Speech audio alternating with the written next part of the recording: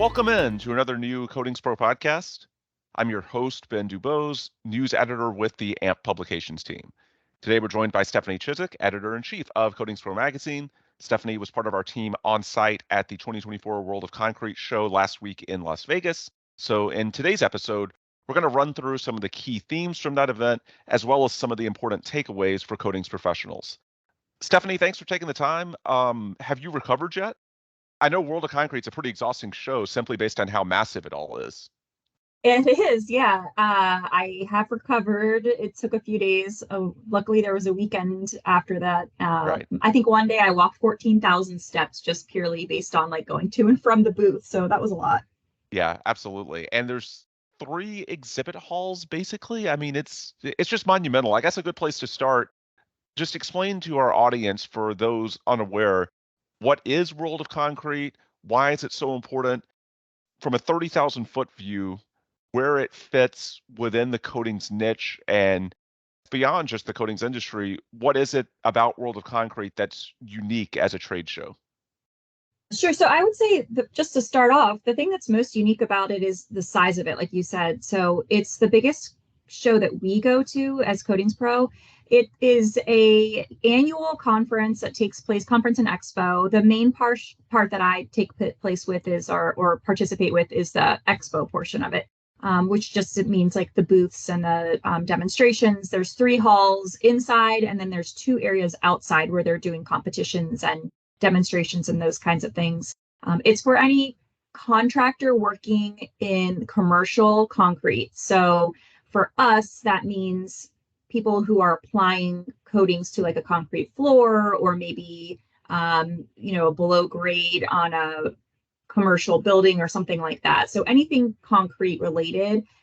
There isn't really something in the same vein in any of the other industries that we touch, so it's pretty unique in that aspect as well. But we are a bit of a sliver within that. So we like to talk and network with the coating manufacturers, the surface prep people, the safety people. I'm trying to think of anyone. Like there are also some people who present there who are coating failure consultants. So they'll kind of discuss why maybe coating failures took place on concrete. A lot of times has to do with moisture. So it's always in Vegas, at least it has been the entire time that I've been going. It's in its 50th year, so it's pretty established as far as that goes. And from what I've heard, there are only 2 other conferences that are larger than it that take place in Vegas, at least. And Vegas is one of the only towns that can handle a conference of this size in the United States. And that is the Builders Show, and there's an electronics show. So it's pretty sizable for us and just in general for the kind of conferences world, I think. Yeah, absolutely. I've been a few times, and it is by far the biggest I've ever been to, just the Mm-hmm. sheer scope of it, because it really goes beyond coatings. I think Oh yeah. so. Certainly, coatings play a role when you're looking at protecting concrete substrates, but really it's anything to do with the concrete industry, right? Yeah, so it could be like polishing. It could be the creation of the concrete. Right. So additives into the concrete equipment that, when you see those trucks going down the highway that are like constantly rotating or oscillating, I'm not quite sure what what direction they're going, but it's keeping the concrete moving. So Hmm. anything kind of from start to finish, even before you lay the concrete, sometimes you want to put down, like a vapor barrier sheet for lack of or film or something. Anyone in that kind of concrete realm applies to the world Yeah. of concrete. And then for us as a magazine, I know we know the answer to this, but for the benefit of our audience, just explain, if you could, why it's important to be on site and what the benefits are for us as a publication from being able to network in person and talk to some of these people that we use as SMEs, as leads for any number of purposes in Coatings Pro. Just explain the correlation between our presence on site and what that allows us to do as a magazine down the line. So there's a couple different legs to it. The one piece would be that it's brand awareness, and I would say that for anyone who's Sure. going to have a booth at World of Concrete, is that you are trying to make sure that anyone who's not aware of you or hasn't seen you in a while or what have you is aware that you're there. So we try to make our presence known in the sense of we want people to know who fit within that the niche of the coatings aspect of the concrete world, see us as a resource, know that we're even there. We've been around for 20 years, so we've been around for quite a while, but there are still a lot of people in the industry who have not heard of us yet. So that's number one. And with that, I would say you could dovetail in the subscriptions. So Sure. if you're not aware of Coatings Pro and you want to subscribe, then that gives them an opportunity to do that then and there. The other piece is what you touched on too, is for us on the editorial side in particular, I would say, is that we try to make sure that we, just like the attendees, are finding out anything that's new and that's happening in the industry that we want to share with our readers. So if there's a new piece of equipment, if there's a new coating technology, if there are new issues and challenges coming from the manufacturers or the SMEs, we want to make sure that we can relay those to our readers. And then on the exact opposite kind of funnel is that if we can talk to the people who are attending and hear any of their challenges and pain points that are going on right now in the industry, meaning like the contractors, the readers, the potential readers, those kinds of people. Sure. What can we hear from them that we could potentially help solve or kind of connect the dots between a challenge on the workplace and maybe an SME who can help kind of offer solutions or give them ideas? So with that in mind, could you give us sort of a day in the life as far as what it's like being out there? Because obviously you're on the show floor for a lot of hours during the day, but it's not just manning the Coatings Pro booth or going to other booths. There's also a lot of networking events in town. There's coffees, there's lunches, there's a lot of different ways in which you can get together and make those connections. I know you mentioned earlier the 14,000 steps in a day, which definitely speaks to how busy it is, how active it is, and the number of things going on. Just walk us through from when you wake up to when you eventually go to bed, what it's like being out there and why it's such an intense experience. Yeah, so it starts with turning the lights on at the booth, I would say. Sure. And I will say, just so that everyone knows, we have a full team that kind of helps us do everything at all conferences, but World of Concrete in particular. So there's an editorial team, there's a marketing team, there's a sales team. We've got a slew of people who help us to kind of identify these different tracks, so to speak, that we need to kind of go down and then make sure that all of those needs are being met. So for me, I help kind of get to the show early. A lot of times I'll go to education sessions and try to learn more that I can share with our readers and also connect with those SMEs who are presenting. I will say, just as a caveat, this year, the traffic to get from the hotels to the conference was insane. And the only reason I even mention that is because one of the things that we kept hearing over and over again was the World of Concrete this year was so well attended, even better than the pre-pandemic years. It just it's really bounced back in a sense. Not that it really didn't. What's the opposite of that? It didn't bounce down, but it just felt really. There were so many people. It felt really exciting, and there were a lot of kind of a great vibe going on there. So anyway, back to the day in the life. Turning on the lights, kind of getting things going, setting the scene for the rest of the day. And then just walking around. I either have sessions to meet with our vendors that we work with. So going to look at their booths and talking to them. This year we had someone join us whose sole purpose was to work with video. And so he would kind of come with me to these meetings and take video of our the booths that we were attending and kind of capture any sort of new technology, new offerings, products, what have you, to share with our readers. So the main goal that I have and that our video person has is to make sure that whatever's going on at World of Concrete, we're kind of there on behalf of the reader. And so if there's something new or something that needs to be of note, that we want to share that with them in some capacity, whether it's an article or social media or something like that. So and then in the evenings after the show this year, and I think last year too, every single day was from 9:30 a.m. to 5 p.m. So the floor was open for quite a long time. I would do some booth duty and, try to chat with people who are walking through the hallways, again, to kind of get a sense of what's going on in the industry from the contractor's point of view, and talk with people who I've known in the past. We actually had someone this year, one of our contractors we work with pretty regularly was on the January cover shot, and the guy who was actually doing the coding kind of reenacted the picture from the cover. So that was a fun experience to have. Yeah, And then absolutely.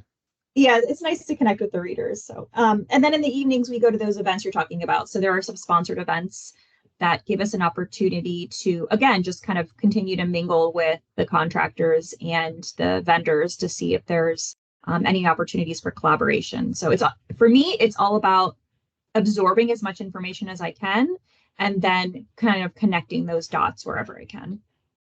So as far as the booths and things going on at the exhibit hall, we should mention that there's 3 interior exhibit halls, and then there's an outdoor area as well where there's lots of louder, bigger, the types of concrete events that you can't actually do or probably shouldn't do, at least from a noise perspective, in an exhibit hall. I think those are some of the more memorable. You've got trowel racing, you've got all sorts of competitions going on with masonry, and we actually spotlighted a number of those on our Coatings Pro social media pages, be it Instagram, Facebook, LinkedIn. If you go to Coatings Pro Magazine on your platform of choice, you can probably see some of those wrap-up videos that our team put together each day. Was there anything at World of Concrete itself that was particularly memorable that really stood out about this year's show as far as the stuff that was going on? Simply just from an entertainment and, I suppose, eyeballs perspective. Yeah, the most entertaining things that I saw this year was, and Aaron got a video of a couple of them, I think from day 2, if you're going to look at the previous videos that he posted on our social media. There was like a robot that they were able to kind of move around and walk over and around things. And then there was a cat of some sort, like a mountain cat, like a mountain lion or something like that, completely made out of parts and pieces that were metal. That was kind of interesting to look at. Another funny thing, the first day, so Monday you kind of set the booth up and everything, and so it's kind of mayhem of people just trying to make sure that they've got all their equipment and what have you. We were in South Hall, walking towards South Hall, and there was a forklift carrying this very large boot, like construction boot, into a different hall. So it was just funny to see kind of a huge boot flying through the air. That was another. Right. That's the biggest one that I can think of. We also this year, I didn't notice in previous years, this year at the end of the South Hall, and it was quite loud. So to your point, I think that's one of the reasons they don't do a lot of those types of competitions and demonstrations inside. It was a scaffolding competition where they were taking down the scaffolding, from what I could tell, as quickly as possible.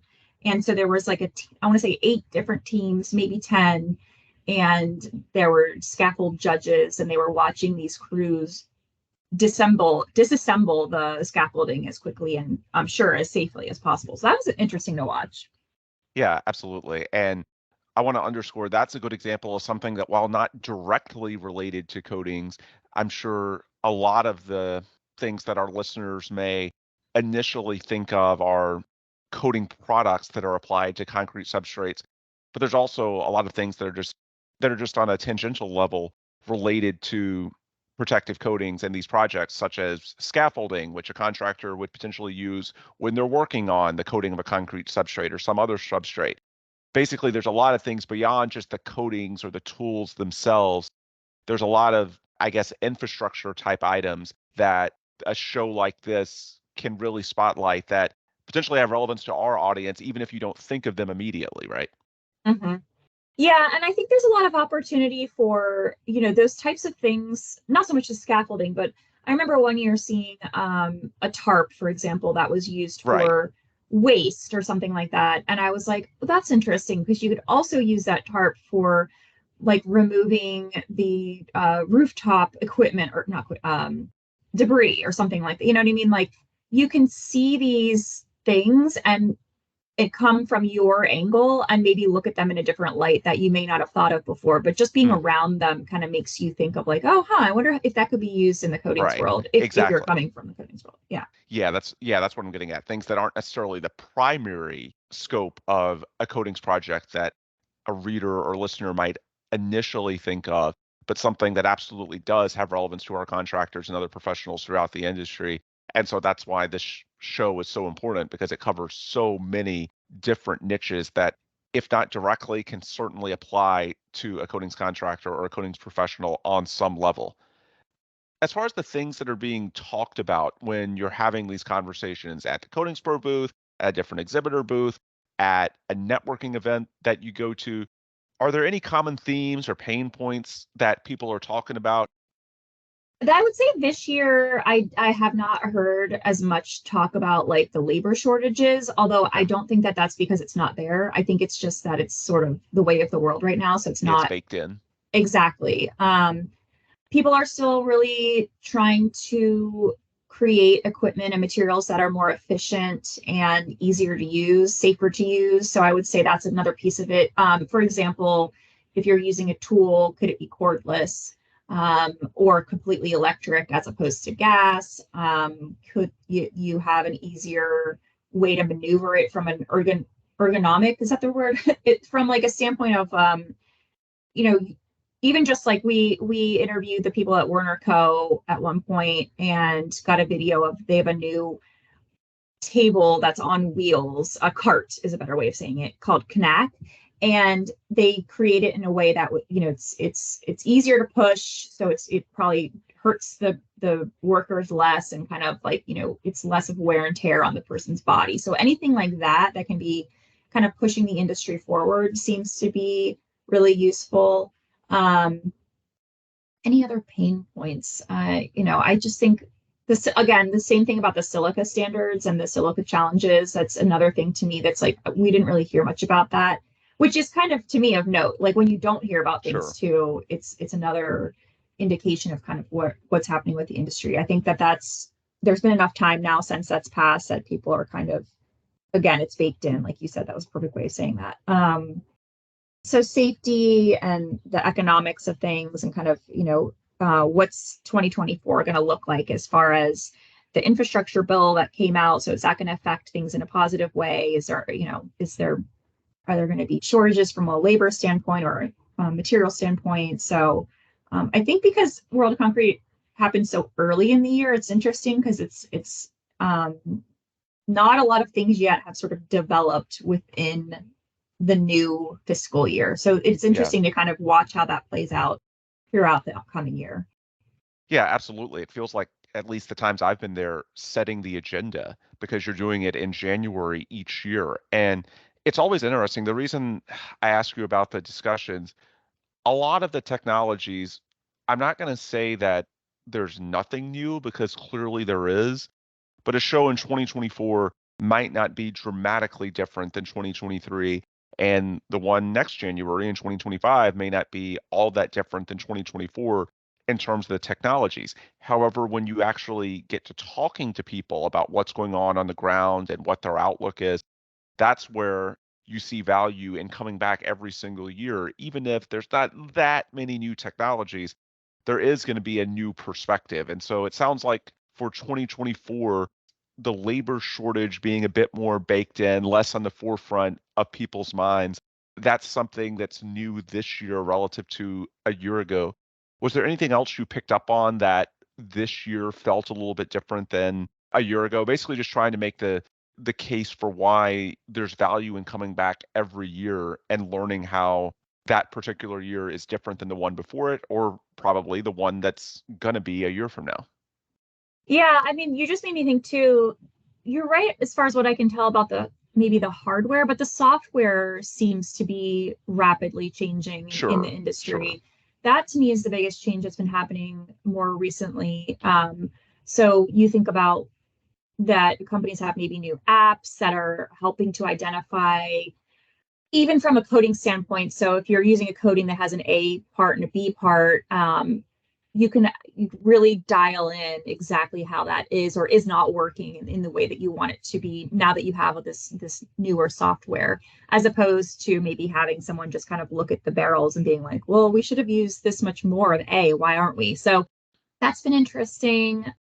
I'm trying to think. Yeah, I mean, I feel like the biggest draw to me to go every year, and I guess there's a case if you don't want to necessarily go every year to kind of skip through the changes. But from what I understand, there's enough because the show is so large. the chances of you like, throwing a pebble and hitting something that's new that year are really high.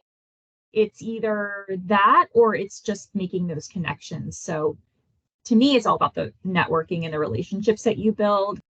You never know kind of who can help you on the next job that you may have where there's a challenge you've never experienced before. And now you've met this person who has experience or is more experienced than you are, or works in a different area of the world or country than you do. And so kind of just like growing and building your network in that sense. There are also changes going on as far as companies that are merging or joining each other in some capacity. So that could see changes either in the short or longer term as far as a brand standpoint for sure, but maybe even like a chemical makeup of the coatings that you're used to using. But yeah, for me, it's the relationship building that's really worth coming back to World of Concrete every year. Yeah.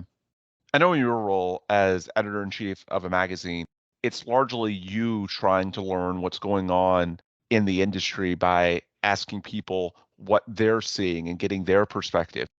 But I also know that, at least to some degree, people are trying to pick your brain as well, be it trying to potentially get exposure in the magazine or simply looking at you as something of a thought leader, someone who runs their own industry publication and thus has valuable insight, and trying to see if there's information you have that might benefit them. So these conversations are a two-way street, even if I know the primary focus for you is trying to learn from people out in the field what's going on. Were there any common questions that you got when people were speaking to you about, be it the magazine, any industry issues? What were some of those conversations like when people in the industry were trying to ask you questions about what you're seeing, be it with the magazine or anything else related to the industry? I mean, you'll probably appreciate this. The first question a lot of times we get from people who don't know who we are is, what coatings do you sell? So Yeah. Yeah. Number one is we are a magazine that shares information. So that's always our main goal in life, is to make sure that the right information is getting into the hands of people who need and want it. So the next question I usually get is, if it's someone who knows us, how can I be featured in the magazine? And so I always say, we're not looking for a specific size project. We're not looking for a specific, region or area or type or what have you. It really is, we're looking for successful coating projects to be able to share with our readers in either a commercial or an industrial area on concrete, of course. So World of Concrete, steel, or rooftops. So photos are the hardest part to get. Once a project's done, I always say, you can't go back and take them. So I kind of encourage people to take high-res photos, either on their cell phone or a digital camera. Safe practices is always a big piece of that as well. And then, people just want to know how they can subscribe. And it's a free subscription. You can sign up online if you want, coatingspromag.com. You can sign up right then and there if you're at one of the conferences that we go to, obviously including World of Concrete. And we're always open to ideas or feedback. So that's the other piece of it too. You're right. It's definitely, it's a two-way street. So we want to share information, but we also want to get information. So if there's something that we could be doing better or more often or what have you, then we would really need to know that in order to make that happen. So yeah, I mean, I think those are the big ones. Yeah.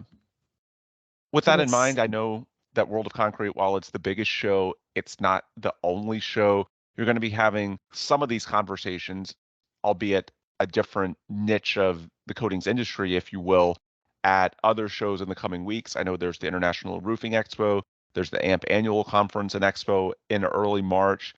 This is basically trade show season, and it sort of makes sense. A lot of these shows happen at the start of a year, and a lot of the discussions are about sort of setting the agenda and the expectations for what's to come and building those relationships that people can then call back on throughout the year as they're going through a project, or in our case as a publication, as we're putting together issues and trying to talk about what's going on in the industry out in the field and so on and so forth.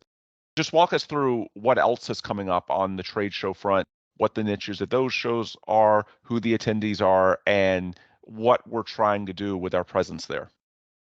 Yes, so you just hit the nail on the head. I mean, Coatings Pro is a sliver of a project. So just like, a coatings person on the job site, we are a sliver of a conference. So the next one that I will go to is on Monday, actually, is the Roofing Expo.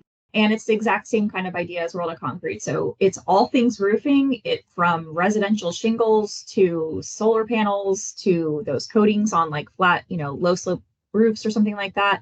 Equipment, a lot of safety, obviously there, some safety demonstrations usually as well. So that one's the next one I go to. And then the AMP annual conference, same thing, where we are a sliver of the sort of corrosion control materials protection industry. Coatings that is, I mean. So there are other shows that the magazine will go to throughout the year, meaning like we'll have the magazine at a publication bin or at the AMP booth, but that Coatings Pro doesn't necessarily go to specifically. So even the shows that we can't go to for whatever reason, for example, we can't go to a spray foam show this year because it's the exact same week as AMP annual. So the magazine will be there, but we will unfortunately not be able to make it this year. So, and we're trying to kind of do the same thing that we did at World of Concrete. It's just a different section of the industry. Coatings Pro is unique because we're all coatings basically all the time. Right. And that's just not the same that could be said of the roofing industry, for example. Like the roofing industry is not all coatings all the time. There are so many other solutions out there. And we want to make sure that we're speaking directly to the folks who are in the high performance coatings world in that slice of the industry. So we try to do that, at the conference as well as in the magazine. As we wind down, we're talking with Stephanie Chizik, editor-in-chief of Coatings Pro Magazine. If someone's unable to attend one of these shows but still wants to contribute or just seek out your perspective, reach out to you about a case study or anything else pertaining to the coatings industry and what we cover at Coatings Pro Magazine, what's the best way that they can get in touch with you, start that dialogue? If they're unable to have that in-person conversation, what are other ways they can potentially get in touch with you and be a partner with us at Coatings Pro? I would say the easiest way would be either email, which you can certainly email me directly, but I also get the editor@coatingspromag.com and info@coatingspromag.com. Yep. Those are much shorter and easier than my name. Or secondarily, I would say social media is a great way to connect with us. So if you have a project that you want to just share with us on social media, you can share that post. If you want to comment on one of our posts and say, hey, like I've done a project that's just like this and I'd love to get it featured or what have you. We do have real people behind those pages. So you connect with us there. That will be really helpful as well. Good to know. All right. Well, we will wrap it here for Stephanie Chizik. I'm Ben Dubose. We appreciate all of you so much for tuning in. And if you want more information from Coatings Pro or just to check out our coverage of the industry, go to coatingspromag.com. We have daily updates. And throughout these shows, you'll also see on the website and on our social media outlets. Again, we're on all the major platforms: Facebook, LinkedIn, YouTube, Twitter/X. If you follow Coatings Pro Magazine, you'll see a lot of our live coverage from these shows where we try and take you through. If you're unable to be on the ground in those cities, we can give you a high-level overview of what's going on throughout the week and in the months ahead in the various magazines and outlets that we have, both digital and in print. We'll have follow-up coverage as we try to leverage these connections and these conversations into better editorial opportunities down the road. Again, the easiest place to take advantage of all those resources to get started, coatingspromag.com. You can see our digital coverage, and you can also see links to the digital version of our print issues where we have lots of in-depth coverage based on the conversations that we've had at these various shows. All right, that'll do it for today. Again, for Stephanie, I'm Ben. Thanks as always for listening, and please come back soon for another new episode of the Coatings Pro interview series. Thanks, Ben.